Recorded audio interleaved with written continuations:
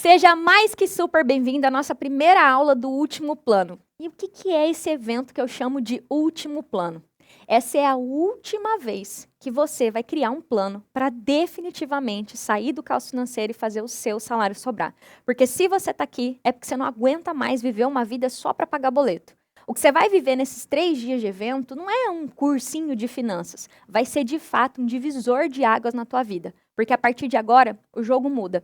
Nessas 3 aulas, eu vou te mostrar um caminho prático que pessoas comuns, assalariadas como você, percorrem para se livrar das dívidas, negociando essas dívidas pelo valor justo. E não importa quanto você ganha, quanto você tem de salário, não importa quanto você deva, não importa se está tudo em dia, se você já atrasou, se você está com o nome sujo, não importa que banco que é, se é um banco grande, Banco do Brasil, Santander, se é uma cooperativa, um banco digital, não importa. Não importa que dívida que você tem, se é empréstimo, cartão, limite, inclusive consignado ou crédito a trabalhador. Você vai aprender na prática o que precisa ser feito para você sair de uma vida de zumbi de elite, onde você ganha o que muitas pessoas podem achar um bom salário. As pessoas te enxergam como uma pessoa que está dando certo na vida, mas só você sabe que seu salário não está dando para nada.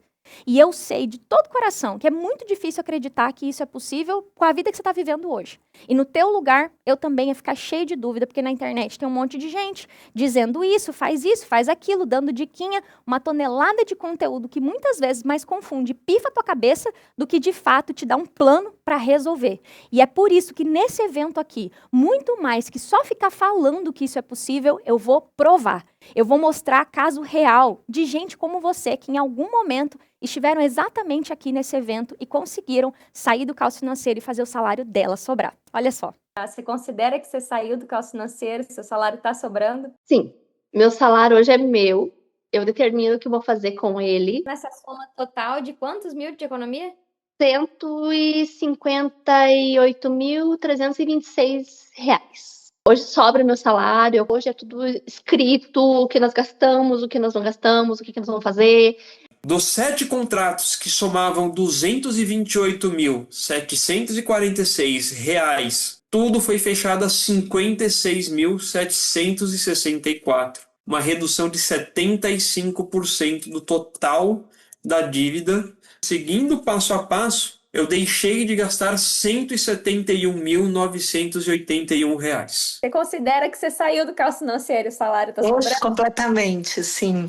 Completamente. Né? A vida presta. Quanto deu de total de economia nessas negociações todas? 52 mil na Caixa, 50 mil no Bradesco, 102. Mais 1.600 no Nubank, 103.500, 104. 105 reais. Isso. Sair do caos financeiro, fazer o dinheiro sobrar, fez com que a gente conseguisse estruturar este sonho de fazer a viagem, que a gente conseguiu, na data de hoje, ter uma reserva de emergência. Agora está no valor de R$ 15.000. Para qualquer emergência está lá. A gente não está desamparado. Agora significa que a gente tem a possibilidade de sonhar. Esse ano nós conseguimos fazer uma viagem de 5 dias com a família para o interior. A gente mora em São Paulo. A gente foi para o interior ficar num hotel fazenda. Coisa que é a primeira vez que meu filho vai para um hotel. Essa sobrou, vamos fazer tal coisa para fazer tal coisa. Antes era apagar incêndio, era correr atrás. Hoje em dia a gente está correndo lado a lado, não mais atrás. Eu não tenho nem palavras para dizer assim como é diferente a minha vida depois disso, sabe? Assim, paz. O dinheiro não é um problema para mim hoje, graças a Deus. Viu só? Se essas pessoas conseguiram, você também consegue. E agora eu vou explicar como é que vai funcionar esse evento. Primeiro, ele é dividido em 3 aulas. E como eu te disse, é um plano. Cada aula é parte desse plano. Hoje é a nossa aula 1.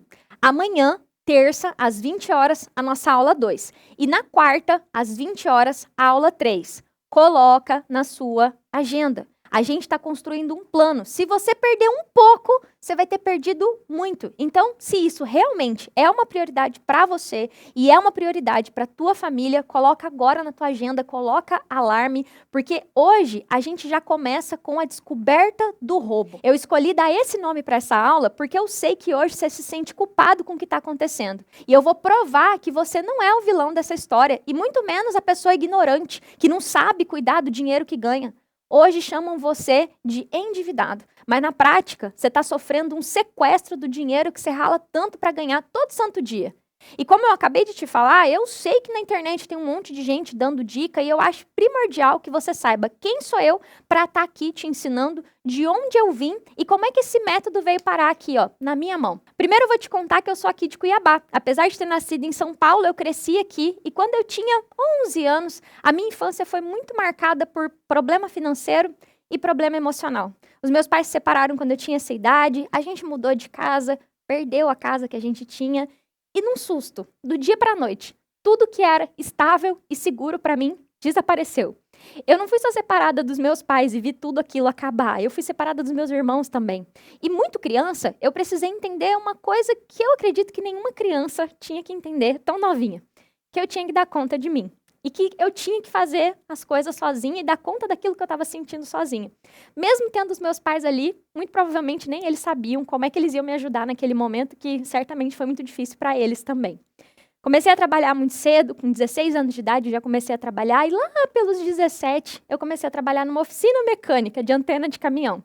O meu trabalho era fazer serviço de banco. Eu ia no banco protestar boleto e baixar protesto de boleto, levar malote.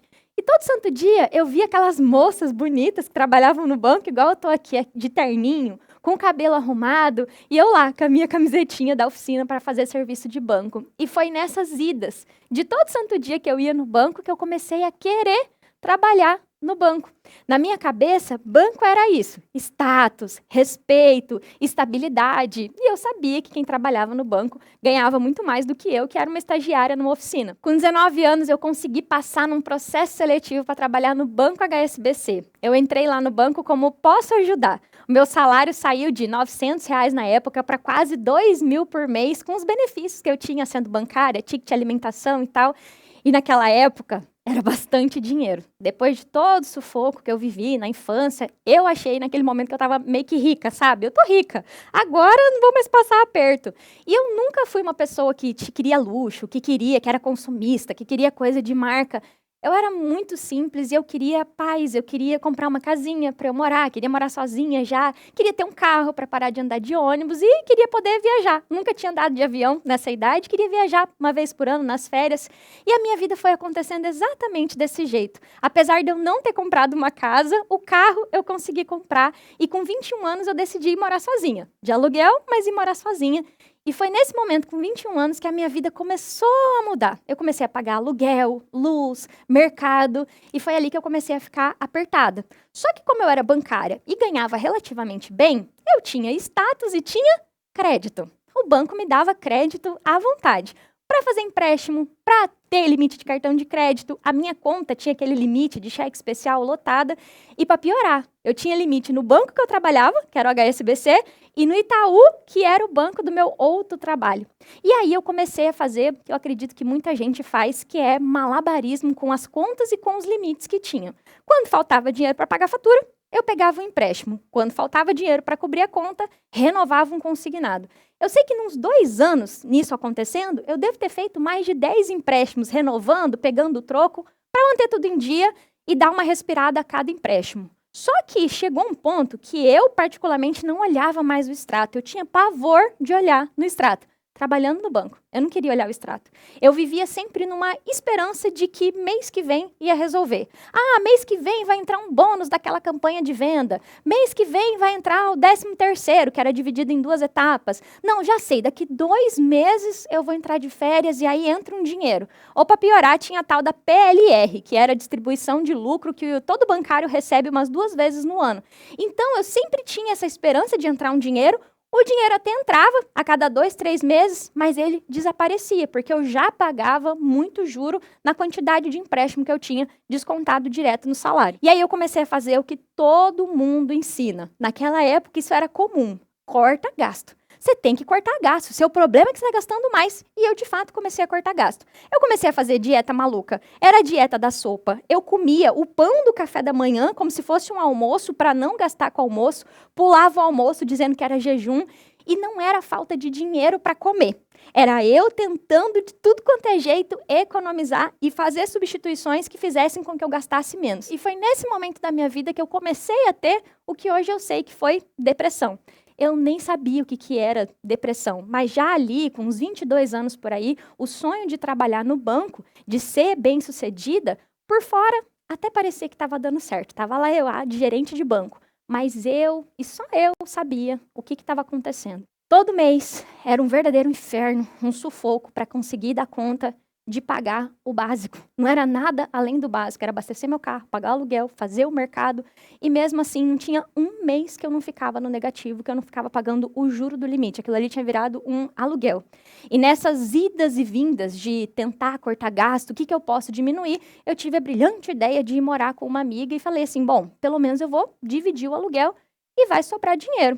E eu fui morar com uma amiga e foi ótimo, porque de fato a gente reduziu o aluguel, mas o resumo dessa fase da minha vida é muito doido. Hoje, quando eu conto isso, eu sempre falo, cara, como é que pode? De dia, eu era uma gerente premier do Banco HSBC, atendia os maiores médicos aqui de Cuiabá, os maiores empresários de Cuiabá, e à noite eu morava numa kitnet e só eu sabia o inferno que era a minha cabeça tentando um jeito de resolver essa bagunça. E por mais que eu tivesse o status do cargo de gerente do banco, eu me sentia uma profissional belamente fracassada. Eu não via o sucesso que muitas vezes as pessoas viam.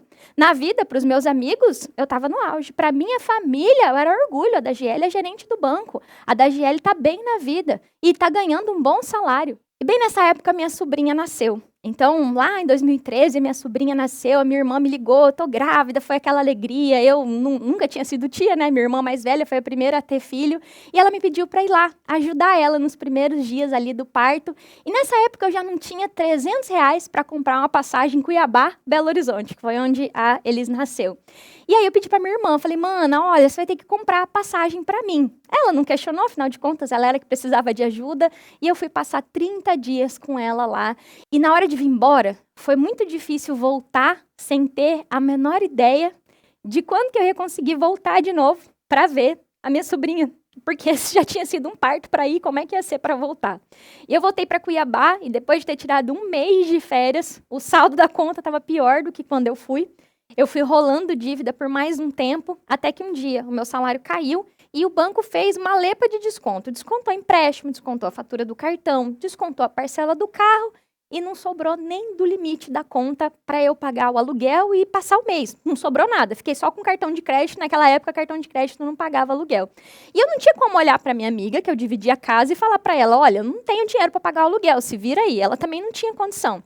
Só que eu ainda tinha um crédito que eu não tinha usado. Ele ficava ali pré-aprovado na conta e nesse dia à noite, no desespero, eu tive a brilhante ideia de juntar todas as minhas dívidas num empréstimo só.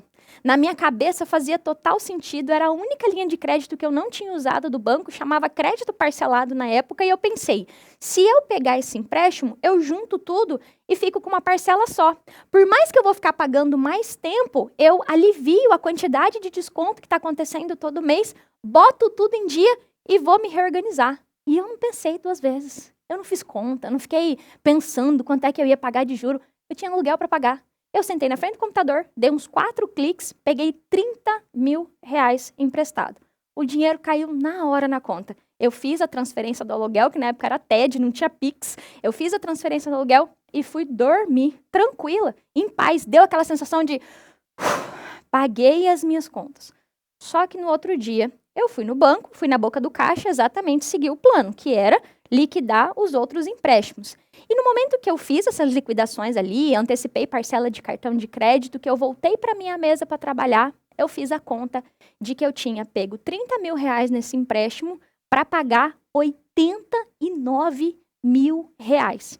O empréstimo era em 48 vezes de R$1.825. Dava 89 mil. Peguei 30 para pagar 89. E na hora de fazer o empréstimo, eu não fiz essa conta. E nem nessa hora que eu vi, eu me assustei. Eu não tinha outra opção. Eu não tinha o que fazer. Era a única coisa. Eu não tinha mais margem para fazer consignado. Eu não tinha mais limite de conta em nenhum dos bancos. Eu não tinha mais limite de cartão de crédito. E aí eu segui o plano e falei, cara, agora é pagar essa prestação. E o resultado dessa bagunça, eu me lembro como se fosse hoje o dia que eu fui declarar imposto de renda e vi que eu estava com 24 anos de idade, devendo mais de 126 mil reais, que era esse empréstimo, mais o financiamento do meu carro, e eu não tinha nada. Eu não tinha uma casa para dizer assim, eu estou endividada porque eu mobiliei minha casa. Eu não tinha uma bolsa cara, as minhas bolsas eram tudo baratinho, vivia esfarelando, era do camelô. Roupa, eu não tinha roupa boa. A única coisa que eu tinha era o carrinho financiado. E no meio dessa bagunça, eu ainda quase perdi meu carro, porque se você pesquisar meu nome no Google, você vai ver que eu até processo de busca e apreensão do carro eu sofri, porque eu sempre atrasava o carro. Apesar dessa confusão, eu já estava mais do que acostumada a resolver os meus BO sozinha, tinha muito tempo. Então, nessa época, eu pensei, cara, o meu problema não é o empréstimo, o meu problema não é o carro, o meu problema é que eu tô ganhando pouco. Eu preciso ganhar mais. E com esse respiro desse empréstimo, eu tive um tempo para poder me dedicar no trabalho, para poder conseguir passar numa prova de certificação que quase nenhum gerente tinha, para que ou eu fosse promovida lá dentro do HSBC e ganhasse mais, ou eu chamasse a atenção de outro banco e me chamassem para trabalhar nesse outro banco. A certificação era super difícil. Eu peguei 3 meses, estudei para tirar essa certificação. Santander me contratou. Santander me chamou para fazer um processo seletivo. Eu nem queria tanto ir trabalhar em outro banco. Eu queria ganhar mais. Eu até gostava de trabalhar no HSBC, mas eu queria ganhar mais e eu não pensei 2 vezes. Pedi demissão do HSBC, fui trabalhar no Santander com um salário maior, com mais status.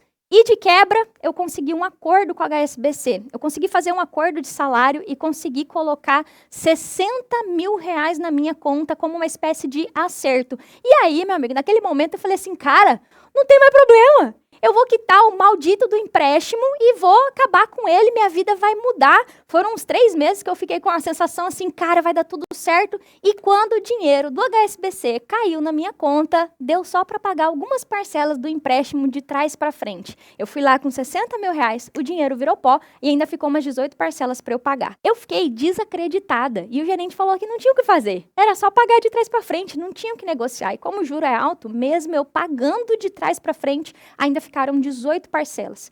E aí eu tive outro episódio de depressão. Só que esse episódio de depressão foi bem mais grave.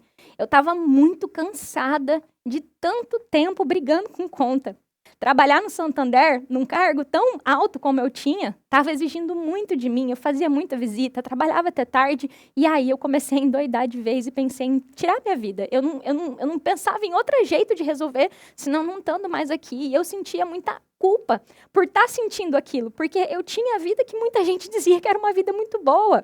E naquela época, depressão não era igual é hoje. Depressão era doença de quem não tinha louça para lavar. Eu não tinha motivo para ter depressão. Então eu não contei para ninguém. Eu não contava nem para os médicos que eu ia fazer os exames anuais. Era uma luta todo santo dia. E um dia, eu estava muito decidida que eu ia acabar com a minha vida. Eu falei, eu vou tomar um vidro de remédio, eu vou para o hospital, eu estou sozinha aqui mesmo, ninguém vai me socorrer e eu vou morrer. Naquele dia foi muito difícil. Só que, sabe aquele estalo de lucidez? Eu pensei na minha sobrinha. Eu tinha falado com a minha irmã por telefone e a minha irmã, ela tinha um padrinho, assim como eu sou madrinha da Elis, e desde criança eu ouvia que o padrinho da minha irmã morreu de malária no garimpo, nem cheguei a conhecer. E eu cresci ouvindo essa história do padrinho da minha irmã que morreu de uma picada de mosquito no garimpo. E ele era uma pessoa maravilhosa. E nesse dia, 1 minutinho de lucidez, eu pensei assim, cara, a minha sobrinha vai crescer ouvindo que a madrinha dela tirou a própria vida. E eu ia adorar dizer para você que eu encontrei força interior, ou até mesmo que Deus me ajudou a superar essa doença, mas não foi. De algum modo, Deus usou a vida da minha sobrinha para me salvar, para eu conseguir ter força para sair daquilo. E desse dia em diante, eu realmente, alguma coisa mudou e eu falei assim, eu não sei o que eu vou fazer, mas eu vou arrumar minha vida financeira. E eu fiz muita coisa. Até voltar a morar com a minha mãe, eu fiz por uns meses. Voltei para casa dela para economizar, fazia renda extra, trabalhava em cerimonial. E ninguém entendia o que eu fazia para fazer mais dinheiro. Mas nessa época, a única coisa que eu sabia é que eu tinha uma dívida para quitar e eu tinha que economizar e ir atrás de mais dinheiro. E para encerrar essa história, teve um último acontecimento que foi como se fosse uma facada nas minhas costas. Um belo dia, eu estava lá no Santander trabalhando e entra um senhor na agência, meio tristonho assim, e senta na minha mesa, morrendo de vergonha, quase que implorando para fazer uma negociação. Ele estava com a conta estourada, estava devendo o cartão de crédito, estava quase para entrar em atraso e tinha empréstimo também. E do jeito que ele não estava mais conseguindo dar conta de pagar tudo isso.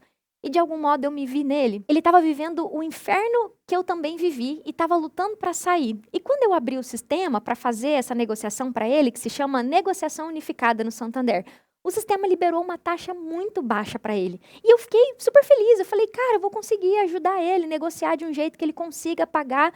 Fechei a negociação com ele, ele foi embora, ficou feliz. Na hora que ele cruzou a porta da agência, meu chefe me chamou na sala dele e eu tomei uma bela de uma bronca por ter feito a negociação para esse cliente, que foi boa para o cliente, mas foi uma droga para o banco. Que eu tinha que ter pensado no lucro do banco e aumentado a taxa automaticamente ali no sistema, aumentar um pouco a taxa. E foi a primeira vez, naquele dia foi a primeira vez que eu entendi como é que o banco funcionava. Eu me senti muito da burra, porque foi como um estalo assim. Eu falei, cara, eu não sou burra. Se eu fosse burra, eu não tinha virado uma das poucas gerentes nesse estado inteiro certificada para trabalhar com o que eu trabalho.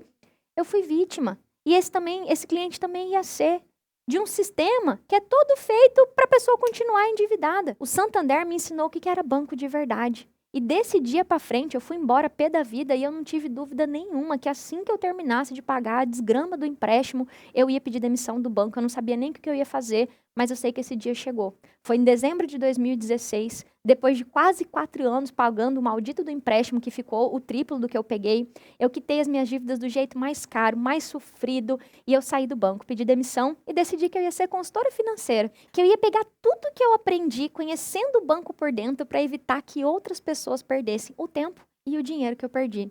E a minha primeira cliente foi a Franciane, uma delegada de polícia, funcionária pública que achava que o problema dela é que ela estava desorganizada. Mas ela estava toda endividada, pagando juro caro para banco. E com ela, eu consegui usar a mecânica certa. E ela não precisou passar os 4 anos que eu passei pagando juro. Em alguns meses, a gente conseguiu 40 mil reais de redução de juro. E hoje, com mais de 18 mil alunos, eu tô aqui para te dizer e afirmar uma coisa. O que você está vivendo hoje não é falta de caráter, não é burrice, é ser vítima. Vítima de um sistema que é todo desenhado para que você fique escravo e preso nele e não consiga sair. E a partir de agora, o que eu vou te mostrar é exatamente o caminho certo, as leis que protegem você, para que assim como aconteceu comigo, a partir de você possa escrever uma história diferente e possa nascer de você uma geração sem dívida na tua casa, na tua família. E antes de te mostrar o que você faz, eu vou mostrar o que você precisa parar de fazer. Eu vou mostrar quais são as armadilhas que os bancos e os gerentes colocam na tua frente para te manter preso nas dívidas. E a primeira armadilha é ir atrás de mais dinheiro toda vez que falta dinheiro para pagar as contas. O que resolve dívida? Dinheiro. Tudo é feito para você pensar que você precisa ir atrás de um dinheiro novo para pagar e resolver as contas que você tem. Como é que é isso na prática? O que é fazer dinheiro novo? A armadilha é dizer que você precisa fazer mais empréstimo, que você precisa antecipar o 13º, as férias, a restituição do imposto de renda, que você está endividado porque você não está fazendo uma renda extra, que o que você precisa é fazer uma renda extra. Arrumar uma outra fonte de renda, fazer docinho ou comida para vender, vender produto da Natura, Avon, Boticário, dirigir Uber no contraturno. Se você é CLT, você tem que trocar de emprego para ganhar mais, ou você tem que pedir um aumento na empresa que você trabalha. Se você é servidor, você tem que ir atrás de uma função comissionada, de um cargo de confiança. Pega mais um turno na escola que você trabalha, pega mais um plantão no hospital, é você que tem que trabalhar mais. E muitas vezes você até faz isso, ganha um dinheiro extra, corre lá, enfia no cofre do banco e no final disso você ainda acha que o problema é você. Que você que é um burro, que não sabe administrar. Se você consegue fazer uma renda extra, o problema é que você não sabe administrar. Foi exatamente isso que aconteceu com a Joelma. Dá uma olhada. Na minha vida inteira, era normal na minha casa não ter dinheiro. A gente pagava as contas básicas e eu vivia de empréstimo. Assim, eu recebia o salário, pagava o que eu devia e fazia de novo. Aí os cartões, quando entrava um dinheiro extra, eu pagava. Eu tinha recebido um dinheiro maior e ainda assim eu não conseguia quitar o que eu devia. Eu não tinha mais do que fazer. Eu digo, meu Deus, eu não aguento mais isso. Eu não aguento mais, eu tava cheia de planos e foi aí que eu entendi que eu só tava pagando juros. Viu só? E por que é um erro ir atrás de mais dinheiro? Porque é de interesse do banco que você aumente a renda. O banco quer que você ganhe mais. E onde é que está a armadilha nisso, Dash, se eu vou ganhar mais dinheiro? Porque no momento que você aumenta a renda, é quando o banco te oferece ainda mais empréstimo. Tá entrando mais dinheiro, eu aumento a linha de crédito, libera mais crédito para ele, aumenta o limite do cartão e os juros dos próximos empréstimos são sempre maiores que os anteriores que você fez. E quanto mais dinheiro você está pegando emprestado, mais dinheiro o banco está ganhando. E por mais que pode parecer óbvio, mas não é, senão as pessoas não iam atrás de renda extra, não tem nenhum aumento de renda que vai ser maior que o juro que você está pagando hoje. Quanto mais renda extra entra, mais juro o banco ganha. E na prática é você pensar, beleza, eu vou fazer R$1.000 a mais fazendo um plantão a mais. O juro lá do cartão de crédito às vezes está R$2.000. E aí você tem a sensação de enxugar gelo.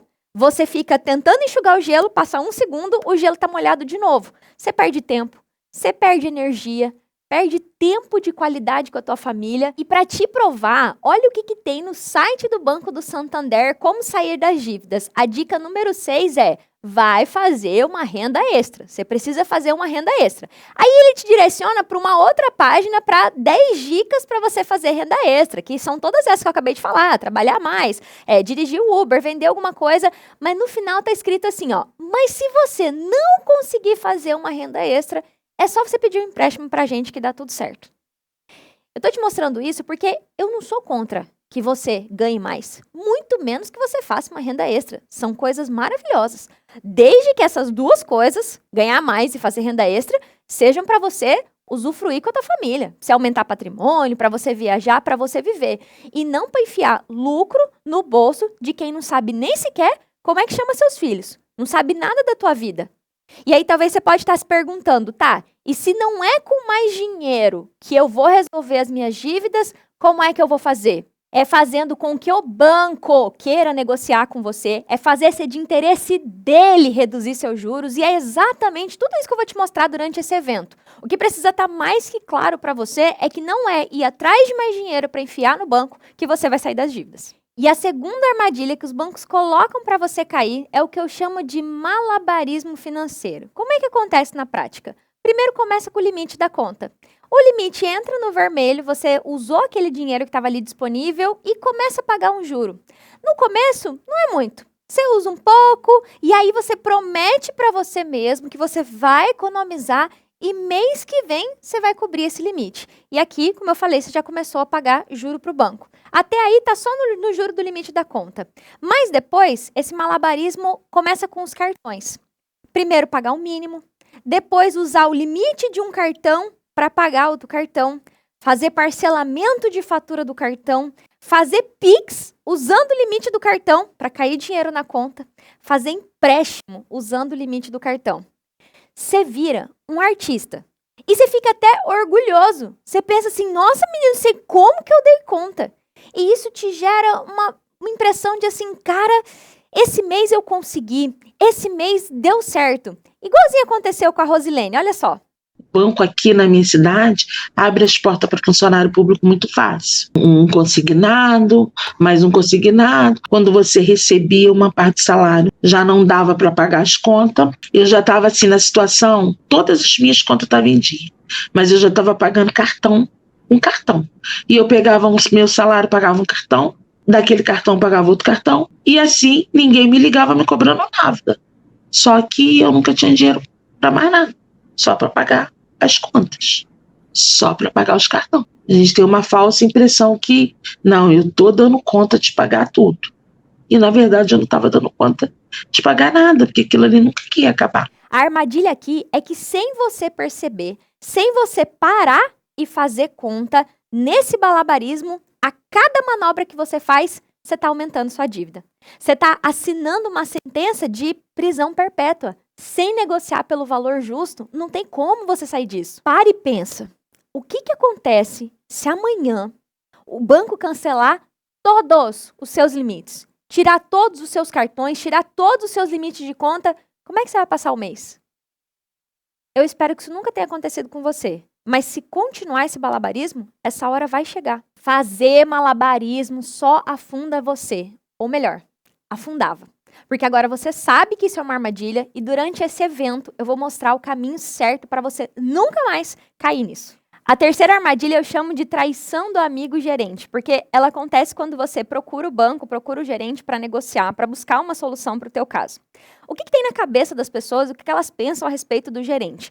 Que o gerente é uma figura de autoridade, que ele tem poder de decisão, que ele está ali exatamente para te ajudar quando você precisar. Que no momento do aperto é só você entrar em contato com ele, mandar uma mensagem, falar ali pelo chat. E tem gente que enxerga o gerente quase como um salvador mesmo, sabe? Tudo que o banco faz, as propagandas, as fotos dos gerentes, a mesa e o lugar que o gerente senta, a roupa dele, tudo é feito para você acreditar que o gerente é essa pessoa que vai resolver esses problemas. O sistema bancário, o sistema como um todo, quer que você tenha certeza que o gerente resolve o teu problema. Mas para quem que o gerente trabalha? Quem é que paga o salário dele? O gerente trabalha para o banco, certo? Ao contrário do que muitas pessoas pensam, gerente de banco é um vendedor e nada de errado com essa profissão. Mas a função do gerente é gerar lucro para o banco. Eu fui gerente, eu tinha meta para bater. O gerente é contratado com uma função muito específica, que a cada vez que você levante a mão e peça qualquer coisa, não importa se é um cartão de crédito ou uma negociação, a solução que o gerente tem que oferecer é uma coisa que aumente o lucro do banco e não algo que reduza teu juro, que reduza tua dívida. Você lembra que eu te contei que quando eu fiz uma negociação que foi boa para o meu cliente lá no banco, porque o próprio banco liberou a taxa no sistema, eu fui chamada a atenção? Eu quase fui demitida porque fiz uma negociação que era boa para o cliente, mas que era ruim para o banco. Gerente não tem poder para ir lá e reduzir juro. Tem um monte de gente em cima dele, tem gerente geral, tem superintendência, ele não manda em nada, eu não mandava em nada. E por que é uma armadilha procurar o gerente? Porque quando você procura o gerente para resolver as suas dívidas, ele tem algumas coisas lá dentro da cesta dele para te oferecer. A primeira é te oferecer um empréstimo. Poxa, tá apertado? Pô, eu te empresto um dinheiro. A gente falou isso lá na armadilha 1, que é pegar dinheiro novo para resolver problema velho que só aumenta seu juro. Coloca lucro no bolso do banco. A segunda coisa que ele te oferece é fazer um parcelamento. Ele fala, olha, banco só negocia com quem está em atraso. Você tem que fazer um parcelamento aqui no seu cartão. Vamos parcelar aqui, ou seu cheque especial, ou teu cartão de crédito. É um parcelamento que, adivinha? Aumenta teu juro, aumenta o lucro do banco. Mas para mim, a pior armadilha é quando é oferecido juntar todas as dívidas numa parcela só, que foi o que aconteceu comigo. Nos variados bancos aí, essa negociação tem um nome. Ela lá no Banco do Brasil chama massificada, lá no Itaú chama sob medida, lá no Santander que eu trabalhava chama crédito unificado, unificação de dívida. Mas não importa, tem banco que chama refis, o nome não é o que é a questão. Mas a grande questão é que a lógica é, vamos juntar todas as suas dívidas que estão pesadas para você, vai ficar uma parcela mais baixa e a gente tende a esticar o prazo. Em geral, o banco oferece para esticar o prazo, ou em 48, ou em 60, ou em 120 vezes. Eu vou explicar isso para você no quadro que fica mais simples de te mostrar onde que está a armadilha disso. Falando assim, parece um sonho, mas vamos ver na prática? Vamos ver o que isso significa na prática. Bom, imagina que lá no banco você tenha dívidas que são sem garantia, que são consideradas dívidas mais caras. Quais são as dívidas sem garantia? A gente tem o cartão de crédito, que a gente pode dizer aí que tem juros de 14% ao mês, que chegam a 300% ao ano. Então, a gente pode colocar aqui, ó, 300% ao ano. A gente tem o limite da conta, que eu costumo brincar que é só um pouquinho mais barato que a agiota, porque o juro é 8% ao mês. Ao mês, não é ao ano, é ao mês. E a gente tem aqui também os empréstimos pessoais, que são aqueles empréstimos que descontam direto da conta. Esses empréstimos têm de taxa média de 2,5%, mas a grande maioria chega a 4,8% ou mais ao mês. Resumo da ópera, são dívidas consideradas mais caras. E aí você tem dívidas que são com garantia. Muito conhecido aqui como os consignados, por exemplo, que tem taxa de 1%, 1,5%. Você tem antecipações de 13º salário, por exemplo, antecipação de férias, antecipação de imposto de renda, dívidas com garantia que a média da taxa de juros vai ficar em torno disso aqui, de 1 a 1,5, estourando 1,70. Aí vamos lá, vamos fazer uma unificação de dívida, porque essas dívidas aqui estão doendo mais. Quando você mistura todo esse bolo, você vai misturar dívida barata com dívida cara e a dívida que é barata vai ficar cara. No meio desse bololô, vai parecer que você, nossa, estava pagando uma parcela de 4 mil, agora o gerente me ofereceu para pagar 2 mil reais. Meu Deus, agora eu vou conseguir, eu vou me livrar do cartão, eu vou me livrar de tudo. Só que aí ele faz isso normalmente em 96 vezes ou, na maioria das vezes, 120 vezes, que são 10 anos. E o que a pessoa vai olhar? A pessoa vai olhar o valor da parcela, vai ter aquela sensação de, nossa, assim cabe no meu bolso. Exatamente como aconteceu comigo. Eu tinha uma parcela que era muita coisa para pagar, não estava dando conta, mas uma parcela de R$ 1.800 parecia que eu dava conta de pagar. Eu não vi que em 48 vezes, R$ 30 mil se transformava em praticamente R$ 90 mil. Então, quando essa negociação é feita, parece que é muito boa, mas ela triplica a dívida. Tem vezes que quadruplica a dívida ou até mais. E é por isso que eu chamo isso de traição do amigo gerente. Porque parece que é uma coisa boa, mas quando você está no desespero, você não faz conta e não vê o que aconteceu. Agora, tem muita gente que já fez isso. Já tem uma massificada, já tem um sob medida, já fez esse tipo de negociação. E não importa se hoje te ofereceram ou se você já fez. O que eu quero te mostrar aqui é que é uma armadilha cair nisso, mas que graças a Deus tem solução. Eu endeusava o gerente do banco. O cara aqui faz o que ele quer. Ele manda em tudo. A gente vê o gerente do banco, eu achava que eram pessoas que estavam ali, para me ajudar, para me abraçar, que legal. Ele não consegue resolver, ele é limitado em algumas decisões, eu percebi muito isso. E quando eu comecei a aplicar as técnicas, eles começaram a perceber que eu não estava para brincadeira. O meu registrado diminuiu R$ 100.986. E isso aí, ao longo prazo, vai ser gigante, porque eu fiz ótimas negociações e isso tende, esse montante aí, a ficar grande, né, a aumentar. Viu só? Só que quando eu mostro isso, as pessoas já põem a mão na cabeça e falam assim, mas Dagiele, se eu não falar com o gerente, com quem que eu vou falar? Presta atenção. Você não vai procurar o gerente do banco para pedir para ele criar uma solução para você e resolver seu problema, porque senão é isso aqui, é essa armadilha que ele vai te apresentar. Você vai procurar o gerente, vai procurar o banco para exigir, não é pedir, é exigir do jeito certo uma negociação de cada uma das dívidas que você tem com retirada de juro para negociar pelo valor justo e ainda pedir um parcelamento disso sem juro. Só que quando eu falo isso, as pessoas logo olham para mim e falam assim, Dagi, não dá para parcelar sem juro. O meu gerente disse que não tem como, que o banco não parcela, que o banco não vai aceitar. Banco nunca perde. Enquanto o banco sabe que você não sabe das coisas, não sabe dos seus direitos, é sempre esse tipo de negociação que ele vai te apresentar. Agora, olha o que acontece quando você negocia do jeito certo, exigindo o que é teu por direito. A primeira proposta do gerente, ele me fez 60 parcelas de R$ 2.987,72. Dava um total de R$ 179.263. Eu falei assim, moça, eu nem nunca vi esse dinheiro. Eu nunca tive esse dinheiro na minha conta. Como é que eu vou dever isso? É o preço de um apartamento, né? 179 mil. E eu falei, né, pra ele, não, você não tá querendo me ajudar, você tá querendo cavar um buraco, me jogar dentro e jogar um bocado de areia por cima, para que eu não saia, para ter certeza que eu não vou sair. Até que eu comecei a aplicar o método, fiz proteção salarial, peguei toda a documentação, sentei e vi o que realmente eu devia a eles. E dia 28, esse gerente me fala, eu tô vendo que a senhora tá querendo negociar. E ele me fez uma proposta de 120 parcelas de R$ 216, que somando tudo, que vai dar um total de 25 mil e alguma coisa. Ou seja, é o valor que realmente eu devo, sem juros. Tudo que a gente está construindo aqui é para fazer com que o banco queira negociar com você sem que você tenha que fazer nada de errado.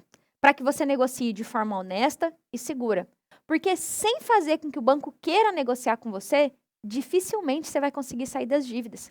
E eu não te mostrei essas armadilhas só por conta da quantidade de dinheiro que você perde com elas. Você também perde tempo e é vida que vai passando enquanto você vai caindo em cada uma dessas armadilhas. E a quarta armadilha é o sequestro do seu salário. É a armadilha que acaba fazendo com que você fique preso mais tempo ainda nesse cativeiro. Que é deixar o seu salário cair no banco que você tem qualquer tipo de dívida. E como é que é isso na prática? Você trabalha o mês inteiro, aí quando você recebe, o seu salário cai na conta, o banco aperta um botão E ele pega o teu salário, desconta as coisas que você tem lá debitado no banco antes de você pagar a escola do teu filho, antes de você pagar a luz, antes de você ir no mercado fazer tua compra no mês. E quando isso acontece, você se vê obrigado a fazer o que eu falei para você, que é uma armadilha. Fazer empréstimo, porque falta dinheiro para pagar as contas, fazer malabarismo, juntar tudo numa parcela só.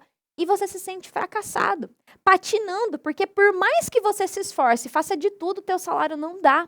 E se o banco tem o controle no teu salário assim que ele cai, se é ele que manda no dinheiro que você trabalha, por qual motivo ele vai querer renegociar com você? Por qual motivo ele vai querer reduzir o juro? O banco não tem nenhum interesse ou nenhum benefício que você saia das dívidas. Ainda mais se ele pode descontar o que quiser, quando quiser e o quanto quiser direto da tua conta. E eu gosto sempre de usar uma imagem para mostrar isso de uma forma mais simples. Imagina que, tá vendo essa foto aqui de um cachorro e de uma carne? Imagina aqui que o banco é o cachorro e a carne é o teu salário. Você acha que eu consigo, por mais que esse cachorro pareça bonitinho, você acha que eu consigo chegar para ele e falar assim: ô cachorro, não come essa carne não, deixa para mim, tem almoço para fazer, janta para fazer? Não tem como. E aqui a analogia com o banco é a mesma. Enquanto o banco tem acesso ao teu salário, que é a carne, ele não tem por que negociar com você, como eu acabei de te falar. Só que o que precisa ser feito na prática? Ou a gente prende o cachorro, ou a gente tira a carne. Não tem outro caminho. Não tem como ficar negociando com o cachorro para ele não comer. Eu vou ou prender o cachorro ou tirar a carne dali. E quando o assunto é teu salário, trazendo dessa analogia, a gente chama isso de proteção salarial. Eu chamo isso de proteção salarial. Você precisa proibir que o banco faça qualquer desconto da tua conta sem a tua autorização. E isso é possível com uma resolução do Banco Central do Brasil. É uma determinação de que a partir do momento que você quiser e pedir, o banco não pode mais encostar no teu salário. E aí a gente soma a resolução 4.790 junto com a resolução 5.058, que permite que você leve o teu salário para uma outra instituição. E isso aqui não é só possível, é um direito teu e que o banco não quer que você saiba. Por isso que muito provavelmente é a primeira vez que você está ouvindo falar disso. Aqui você transforma cada uma das coisas que debitam hoje da tua conta no pagamento via boleto bancário. Sai do débito em conta e vira boleto bancário. E o banco não pode descontar mais nada do teu salário sem a tua autorização. E quando eu falo disso, as pessoas tendem a achar que é portabilidade, que é levar o salário para outro banco. E se o gerente te oferecer portabilidade como proteção salarial, pode saber que ele está te enganando, porque portabilidade ainda permite que o banco desconte. Eu vou desenhar para ficar mais simples para você. Imagina que aqui é o teu salário. Então, aqui é o dinheiro que o teu trabalho deposita na conta do banco. A gente faz uma barreira de proteção, transformando todos os débitos em boleto, e essa primeira barreira é a resolução 4.790, onde eu digo assim: banco, a partir de agora, você não mexe mais aqui. Depois eu coloco uma outra barreira, que é a resolução 5.058, que aí sim é fazer com que eu possa levar esse outro salário para um outro banco. E quando eu explico isso, é comum que surjam dúvidas, que eu entendo que elas surjam, porque muito provavelmente é uma vida inteira você vivendo com um cachorro mexendo no teu salário. É uma vida inteira você com o banco que você tem crédito. E aí você pensa, cara, mas será que no meu caso, eu trabalhando no órgão tal, lá na minha empresa, a gente tem o banco dentro do meu trabalho, será que no meu caso eu consigo? O gerente disse que não tem como, Dagi. O gerente falou que eu só posso receber lá. O meu RH falou que eu só posso receber lá. Essas duas regras aqui independem de onde você trabalha, de qual banco você recebe, porque não mexe com o seu trabalho, não mexe com onde o seu trabalho deposita, mexe com o fato do banco não poder mexer mais aqui. São regras que o Banco Central determina para que o banco não mexa mais no salário. E aí pode surgir a dúvida do consignado. Dagi, mas e o consignado? O consignado não desconta? Vamos lá. O consignado, ele desconta da folha de pagamento. Ele tem uma regra própria, mas mesmo quem tem consignado precisa revogar as autorizações, cancelar no bom português aqui, as autorizações que já deu para o banco, inclusive permitindo esse desconto. Porque quando você faz isso, o banco percebe que, opa, peraí, essa pessoa sabe de direitos que até aqui ela não sabia. Dá uma olhada no que aconteceu com o Rafael quando ele protegeu o salário dele. Eu tinha um total só de empréstimos de 2.500 para pagar por mês. Eu falei assim, poxa, isso aqui é 30% da minha renda, e fora a fatura do cartão. Eu já pagava o cartão e ficava usando o cartão o mês inteiro, e aí eu já estava começando a ter que pegar mais um empréstimo porque o cartão já estava passando. Emocionalmente eu estava muito mal. É muito frustrante você ter que admitir que você fracassou. E a sensação que eu tenho é que profissionalmente, financeiramente, eu fracassei. E eu tenho hoje 40 anos, estava com 39. Eu pensei, pô, nessa altura do campeonato eu tenho que reconhecer que eu fracassei, porque já imaginava que essa altura do campeonato eu estaria com a minha vida equilibrada, né? E eu me senti um fracasso. A palavra é essa, eu me senti fracasso como homem, como provisor, em vários aspectos. E aí eu fui ver o seu curso. Quando eu protegi meu salário, foi fácil para mim aplicar as outras metodologias, fazer o reset, definir as contas e tudo, e começar a tentar negociar. Então a gente já conseguiu, assim, em 2 meses, resolver a nossa questão financeira. Eu falei com a Juliana, como é que a nossa vida mudou tão rápido? Assumir o poder do nosso salário e entender, a conseguir sair fora desse processo que o sistema financeiro nos escraviza. Tanto que eu consegui fazer uma viagem e voltei sem dever nada.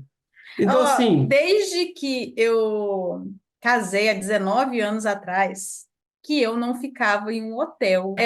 E dessa vez eu fiquei em 2. E eu não fiquei num hotel ruim, não. Proteger o salário não é parar de pagar o banco, não é dar calote, muito pelo contrário, porque fazer isso coloca você e sua família em risco. Proteger o salário é retomar o controle do dinheiro que é seu, que você trabalha. É tirar do banco o poder sobre a sua vida para que seja do interesse dele negociar com você. Na aula 2, eu vou te mostrar o passo a passo da proteção salarial. O que precisa estar claro para você é que se hoje você recebe no banco que você tem qualquer tipo de dívida, essa armadilha mantém você preso nesse cativeiro.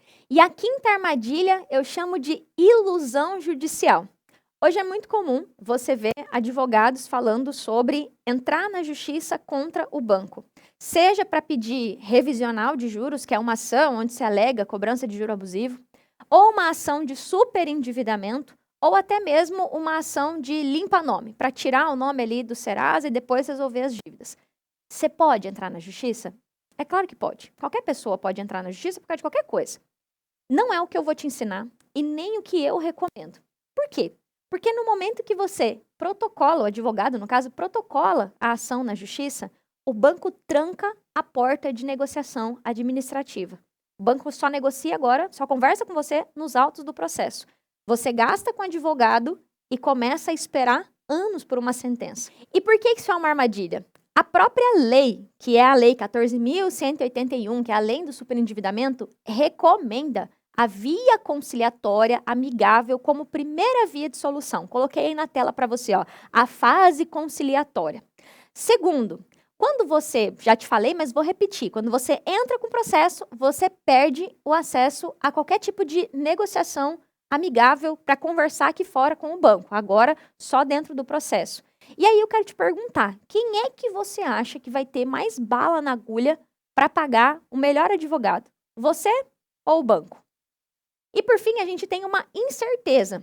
O juiz, ele pode negar a instauração do processo por superendividamento, por exemplo. Ele pode pegar e falar assim, olha, eu estou olhando o caso aqui e eu entendo que eu não vou instaurar esse processo. A lei fala que o juiz poderá instaurar o processo e não que ele deverá. Além disso, pode demorar, como eu já falei, tende a demorar. Um pouquinho que você deve saber de justiça, a justiça brasileira é lenta. E eu vou um pouco além, você pode perder.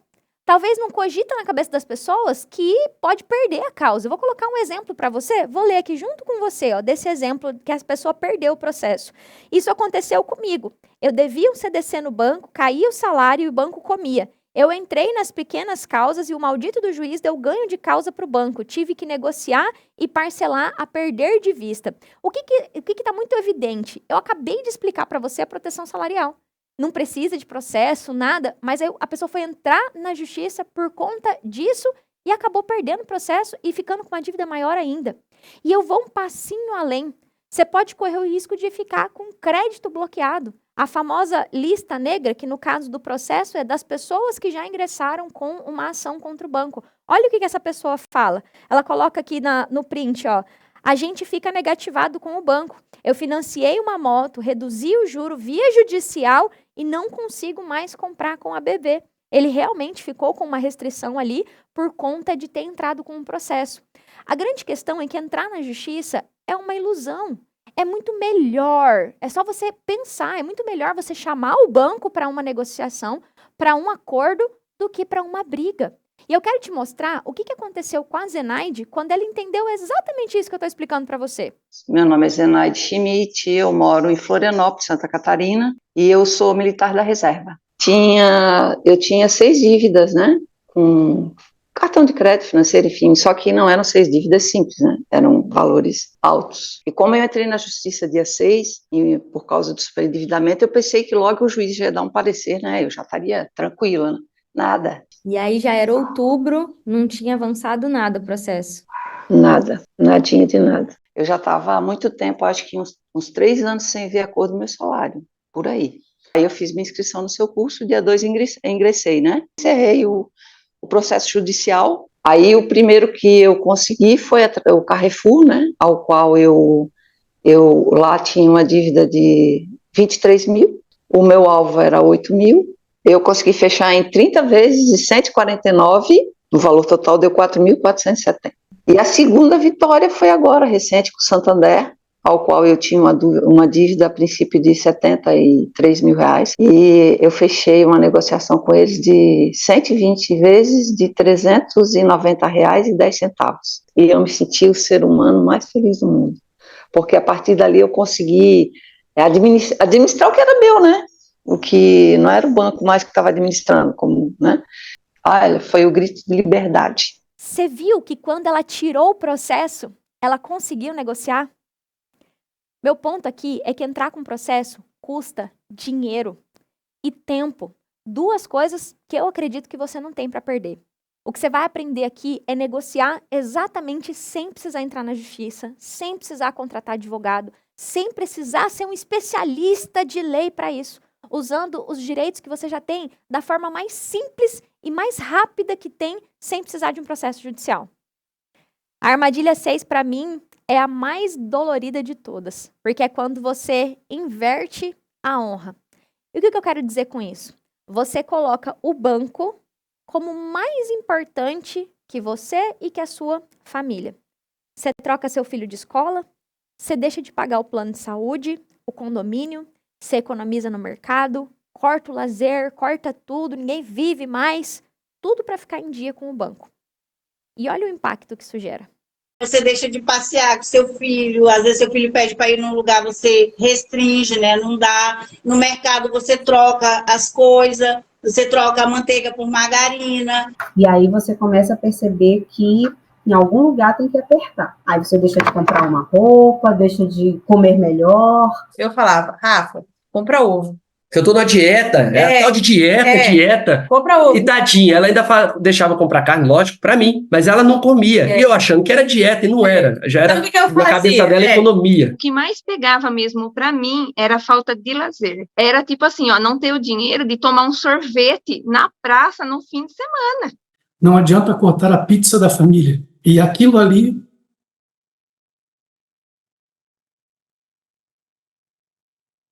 Eu estava fazendo isso.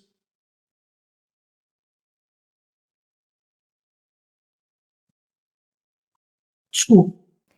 Eu entendo que você faça tudo isso porque você é honesto. Mas e se a gente redefinir honestidade? Honestidade é pagar o que você pegou com juro justo. E não sangrando a tua família desse jeito. Para alimentar a ganância de quem não sabe nem o nome de seus filhos. Isso aqui chega num ponto que faz você pensar que além de cortar gasto, o que mais que você tem que fazer? Você tem que desfazer talvez das poucas coisas que você ralou a tua vida inteira para conquistar ao longo desses anos todos de trabalho, igual aconteceu com essas pessoas aqui. Eu já cheguei à época de escolher entre pagar apartamento, escola do meu filho e carro. Eu vendi o carro. Nós ficamos a pé durante alguns anos. A gente chegou numa situação que a gente ficou sem carro. Eu andava de moto com meu esposo, a minha filha e o meu filhinho pendurado assim. Aí as pessoas me viam e falavam assim: você é louca? Gente do céu, não pode fazer isso não. Como que você vai ficar? Por que que você foi vender seu carro? Porque o que a gente queria era pagar as dívidas. Então o que que a gente fazia? Ia se desfazendo tudo que tinha sem pensar em negociar. Eu me desesperei, aí fui vender o carro para pagar cartões, né? Com a diferença, pagar cartões.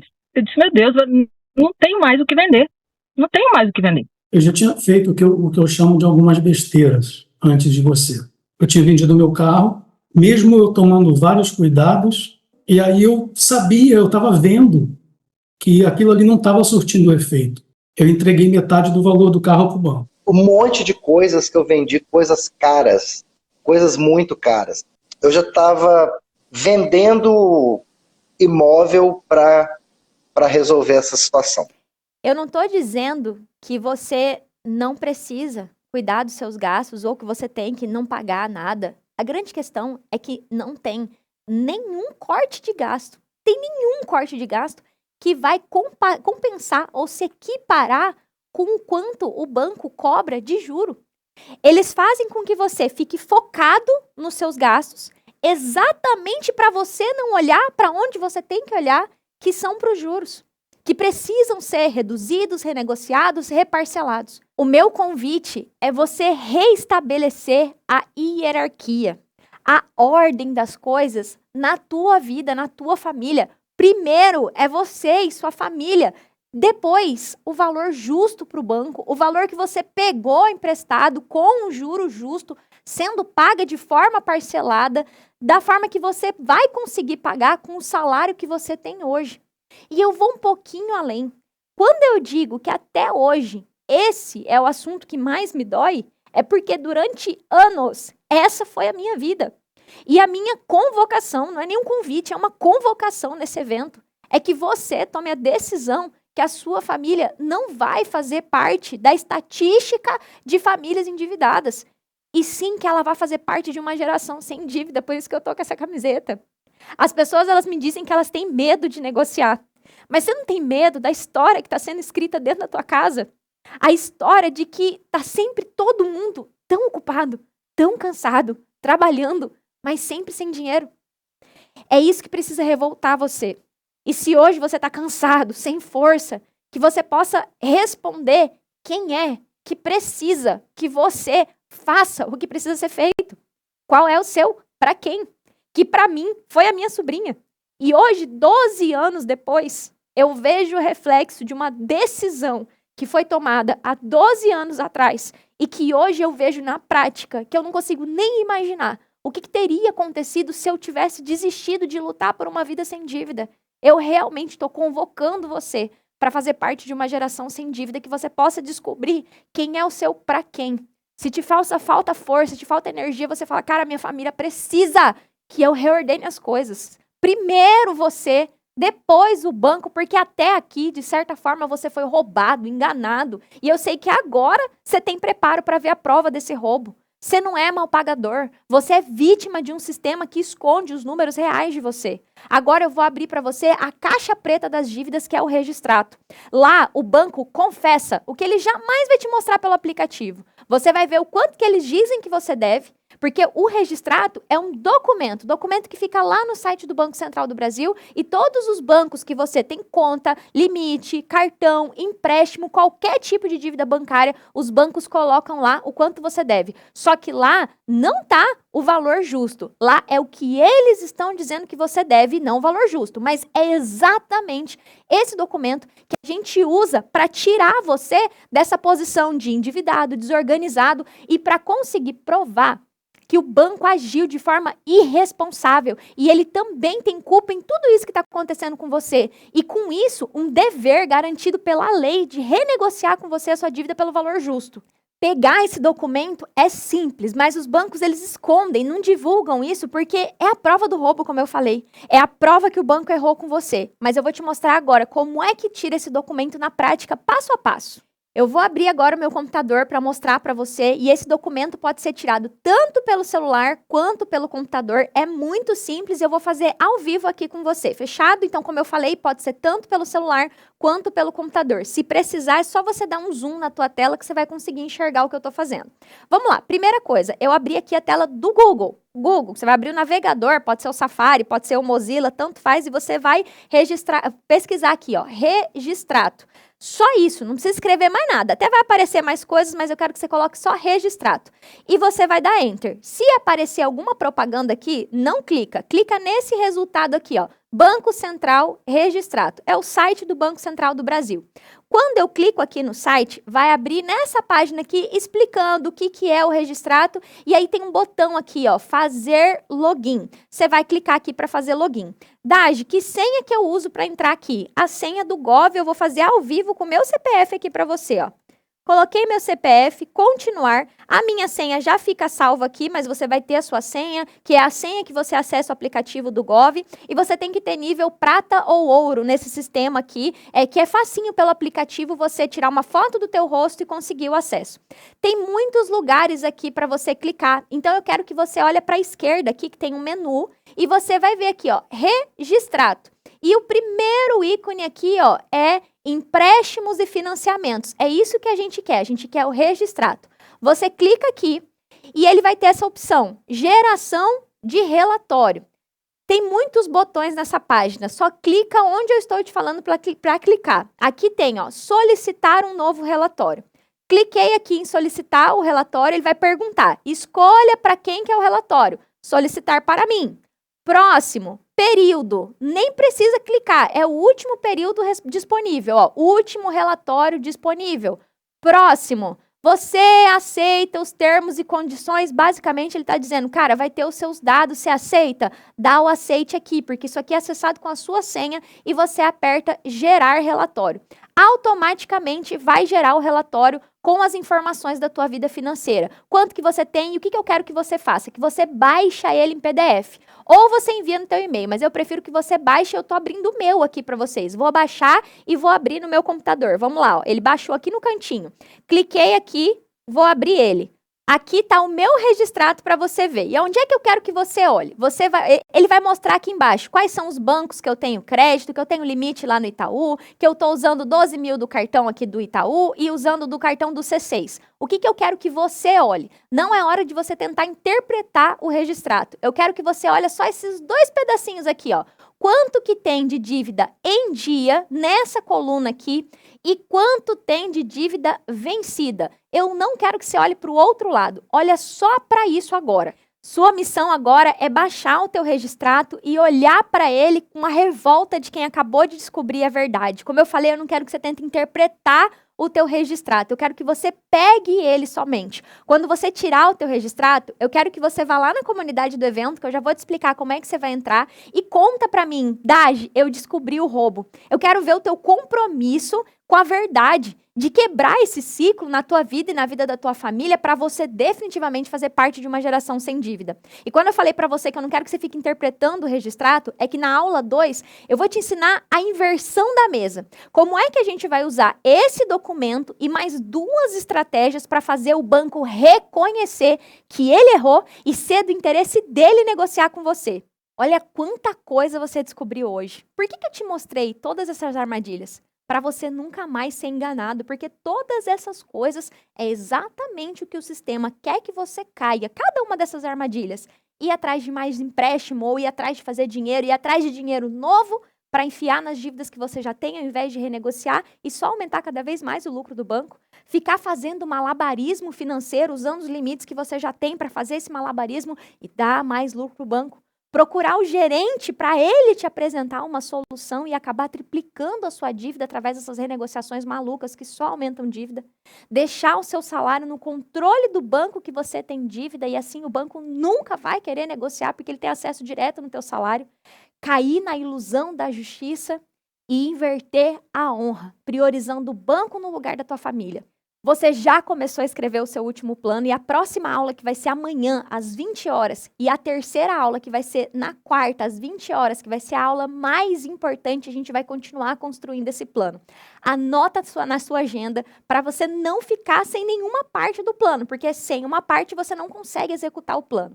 Vai lá agora, tira o seu registrato e se você ficar com qualquer dúvida da aula de hoje, aqui embaixo eu vou deixar um botão azul escrito entrar na comunidade exclusiva. O que é essa comunidade exclusiva? É uma comunidade no Facebook só para quem está participando do evento, é uma comunidade privada. Não esquece de postar lá se você tirou o teu registrado, posta lá se você tiver com alguma dúvida e coloca lá que você fez a descoberta do roubo. E meu outro pedido é que se essa aula te ajudou e você conhece alguém que você acha que também precisa saber dessas armadilhas que eu apresentei hoje, compartilha essa aula com essa pessoa ou com essas pessoas e me ajuda a ajudar mais pessoas. O tempo dessa escravidão acabou. Hoje você decretou o fim de um tempo de prisão, de escravidão. Eu vejo você amanhã, às 20 horas, na aula 2, com teu registrado na mão. Até lá. Como é que você está se sentindo depois de tudo isso? É um alívio, assim, que não tem como explicar. Saber que eu posso sonhar com o futuro, que eu posso sonhar de ter uma casa melhor, comprar uma casa em condomínio, que eu posso ter um carro melhor. Assim, às vezes a gente fica receosa de falar as coisas que eu sei, você está sonhando com meios materiais, mas a gente trabalha para isso. Eu trabalho em 2 empregos, eu tiro plantão de 12 horas, eu passo sono, eu deixo meu filho muitas vezes em casa, Natal, Ano Novo. Então a gente trabalha para ter luxo, sim, né? Aliviadíssima, meu Deus do céu. Tem hora que eu olho assim, meu Deus, como é que eu não fiz isso antes? Ficava numa angústia, meu Deus, vai chegar a época de me aposentar e eu não vou poder me aposentar, porque tenho muito empréstimo. Sim. Se eu me aposentar, vou viver de quê? Mas agora não, agora eu já tenho uma previsão. Como é que tá a vida em casa hoje? Como é que tá a família? Que assim, a grande razão do que eu faço é isso, sabe? Como é que vocês estão hoje? Como é que tá o casamento? Como é que tá a casa? Bem mais tranquilo. Tô com férias programadas para abril e a gente vai conseguir fazer um passeio, mas esse passeio já vai estar pago, já vai estar mais organizado, já muda a história, né? Me conta, tá livre do caos financeiro e o salário tá sobrando? Tá bem bom mesmo, muito bom. E aí, Ana Carolina, saiu do caos financeiro, o salário tá sobrando? Ai, saí. Felipe, você saiu do caos financeiro, seu salário tá sobrando? Tá sobrando, saí, tô muito feliz. Inclusive tá sobrando para investir.